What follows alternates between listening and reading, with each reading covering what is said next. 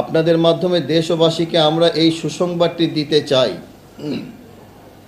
যে আমাদের অধীনে পরিচালিত জাতীয় কওমি মাদ্রাসা শিক্ষা বোর্ড আগামী 7ই ডিসেম্বর 2024 তারিখে সরোয়ার্দী উদ্যানে মুসলিম উম্মাহের ঐক্যের পথ ও পন্থা শীর্ষক একটি আন্তর্জাতিক মহাসম্মেলনের আয়োজন করতে যাচ্ছে।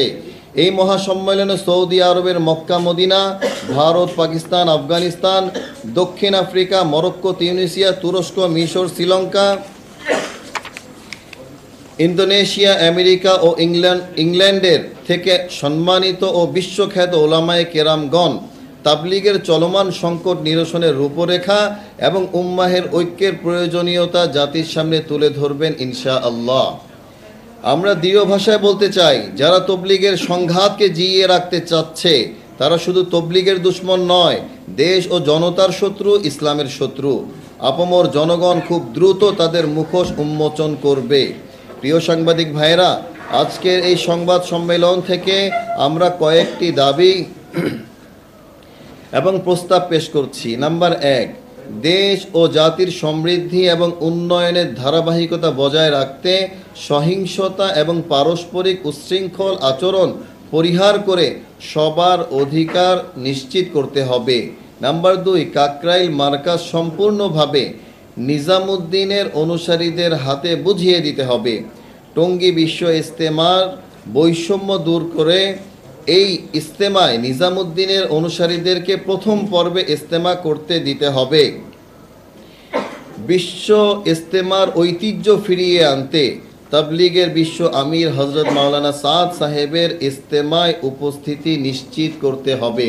আমরা আপনাদেরকে আগেও নিশ্চিত করেছিলাম, উনি যদি বাংলাদেশে আসেন ইনশাআল্লাহ বাংলাদেশ এই ইজতেমায় 30,000 থেকে 50,000 বিদেশি মেহমান উপস্থিত হবেন ইনশাআল্লাহ। গতকালও ইংল্যান্ডের একটি গণমাধ্যমে আমার সাক্ষাৎকারে আমরা তাদেরকে আহ্বান করেছি যে বাংলাদেশ ইজতেমায় আসার জন্য তারা আমাদেরকে নিশ্চিত করেছেন যদি মাওলানা সাদ সাহেব বাংলাদেশে আসেন তাহলে ইংল্যান্ড থেকে তারা এত পরিমাণে আসবেন যা অতীতের সমস্ত রেকর্ড ভঙ্গ হয়ে যাবে ইনশাআল্লাহ। 5 নম্বর, দেশের সব মসজিদে তবলীগের শান্তিপূর্ণ কার্যক্রম পরিচালনা উভয় পক্ষের জন্য নিশ্চিত করতে হবে। নাম্বার 6, উভয় পক্ষের জন্য স্থায়ীভাবে মার্কাজ পরিচালনার বন্দোবস্ত করতে হবে। কারণ আপনারা জানেন, আমরা যখন 2 সপ্তাহ পরে পুরা মার্কাজকে আমরা কাকরাইল থেকে টঙ্গী বা টঙ্গী থেকে কাকরাইলে শিফট করি, তো সেখানে হাজার হাজার মেহমানের মূল্যবান সামান থাকে, তাদের পাসপোর্ট থাকে। এই সমস্ত বিষয় নিয়ে এক জায়গা থেকে আরেক জায়গায় স্থানান্তরিত হওয়ার মধ্যে আমাদের অনেক বড় ঝুঁকি নিতে হয়, অনেক কষ্ট করতে হয়। সেখানে আমরা দেখেছি যে আগত বিদেশি মেহমানরা অনেকে কান্না পর্যন্ত করে এই কষ্ট দেখে। এই জন্য স্থায়ী একটা বন্দোবস্তের জন্য আমরা আবেদন জানাচ্ছি।